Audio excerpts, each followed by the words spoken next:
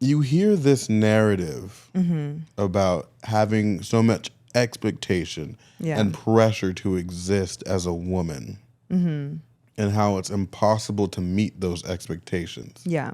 And through these examples, whether it's being thin or not being able to ask for money or not wanting to, being a great mother but not being able to talk about your kids, or being a boss and not being able to be mean, being a career person, or not being able, or having to still care about like people that doesn't necessarily like enhance that career path, right? You hear all this stuff, and I wonder how much of all the stuff that she said in this speech really applies to a practical experience. Because if you extrapolate this information from a macro perspective, you do see how a lot of these things can apply on a general, in a general sense. Like even the idea of Barbie being like it was so controversial because people started identifying with that from a very young age and feeling like they never measured up to what a Barbie looked like. You have to have like a 23-inch waist and like all this stuff, hourglass figure and all that stuff. Yeah. And that was a conversation that was happening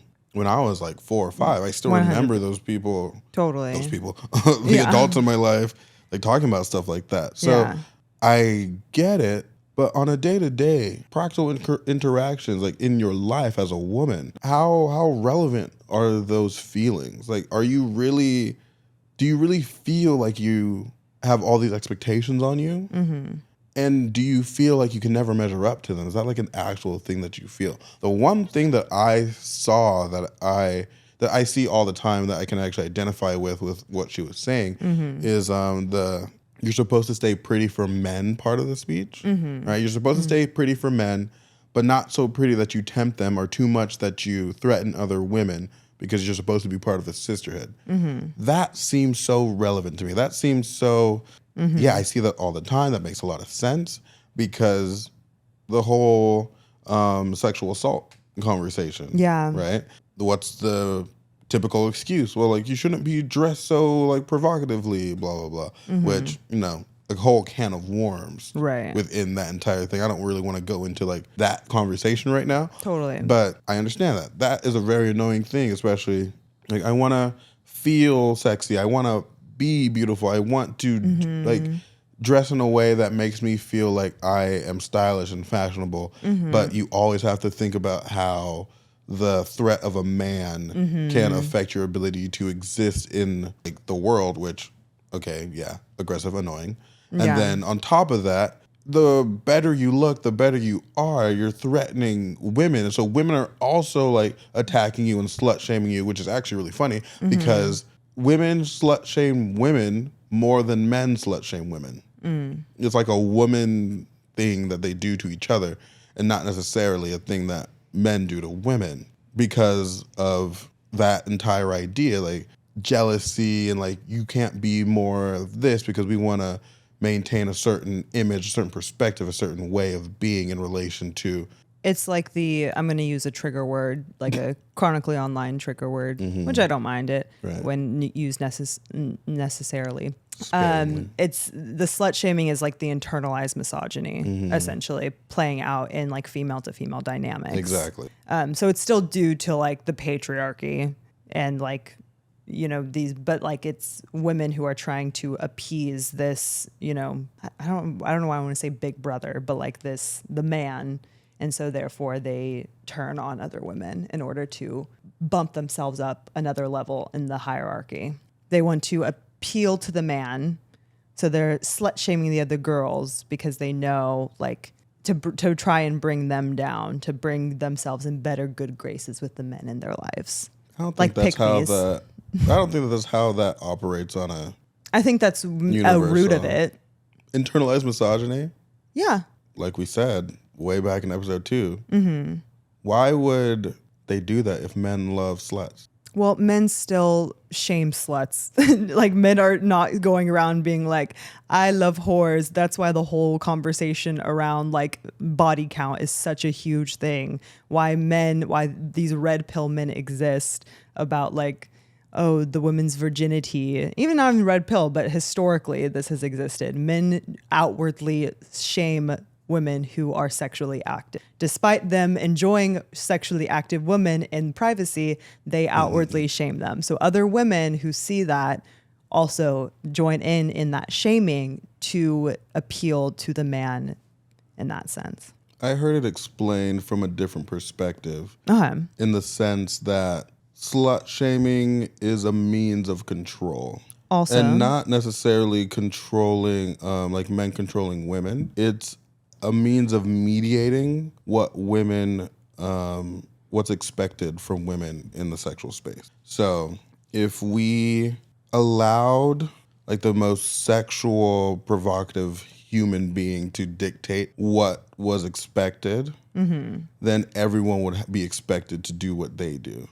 Because if she does it, why aren't you doing it? And if you aren't doing it, then you can't compete in that space anymore. So it's like the girls that don't want to do the certain things are trying to create a negative stigma around those things so they don't have to do them. They're not expected so that's not expected.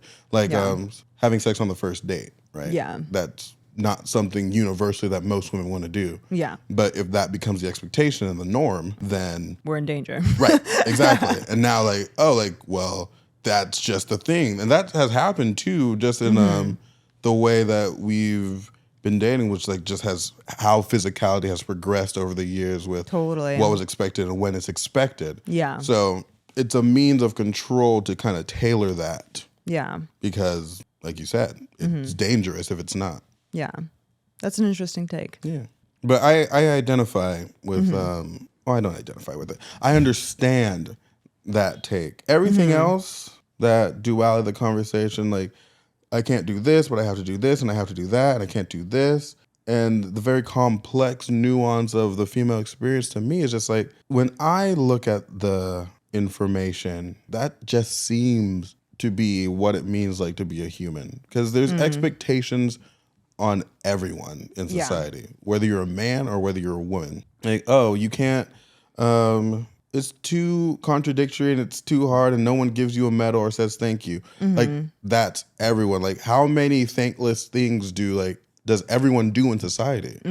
You shouldn't be a mean person. You have to be kind. But to be a leader, you have to be assertive in a way that isn't going to make everybody happy. Again, these are just experiences. But to frame it in a way like it's just like this crazy burden of expectations that's always being projected on women and no one else in society, to me, I don't think is an accurate representation of what's going on. But on top of that, I don't fucking know, and I can't know. I was going to say, because I think half of this stuff, or the things that she said, you're not going to see it because you're a man. And not just like, and you specifically, Jem, you're not just a man, but you're a man who surrounds yourself with relatively good men, other men, like good men who generally are relatively open-minded, more progressive leaning in terms of like interaction with women, and just like don't have the same like thoughts or do the same things that other like men are doing, where then women are seeing that. You're not seeing it because you're not surrounding yourself with it. Where women are more likely, like myself, to have even at least at some point interacted in it, because you learned where not to interact, right? And that's why we're here. That's why you are a male friend of mine. Because, fair enough. You know what I mean? I appreciate that. Right. I'm glad I could provide that service for you. Thank you. Being a bigot. The bare minimum. No, literally. But, man. Yeah, like I think like with some aspects of it, like I think a good example of you maybe not seeing the other side of it where women are still feeling a certain pressure is the line where she says, I offer you, sorry. It's like when you turn the Bible and you're like, please turn to page. John chapter. Galatians. Not Galatians. Not the Galatians. That really took me back to a place. No, literally. Woo. I'm sweating. Anyways. So this line where she says, you have to be thin, but not too thin. And you can never say you want to be thin. You have to say you want to be healthy, but also you have to be thin. and that line being something that you were confused by, which is understandable. Like on like, you know, at first look, when you look around in society, like there's a lot of, there's been a huge push by people to, like body inclusivity movement being like a really big thing, right? And you see that a lot in our media representation as well, where more people who are not just like very skinny and thin. Skin and thinny. Wow. My brain just had a stroke. Hey, yeah. Yeah. So you see this movement of body inclusivity, which we are all like accepting as a society, and it's going in a great direction. And Plus it's like size models and exactly the whole thing. Right. And you see this and you're like, oh, that isn't a thing anymore. You aren't expected to be thin. But I counter that because as the people that are pushing that messaging the most are women and other like minority communities, the gay community, etc., who are pushing that messaging. And yes, in like a day-to-day, like when you look at, you know, a magazine, you look on Instagram, etc., you see a lot of this, you see a lot more representation.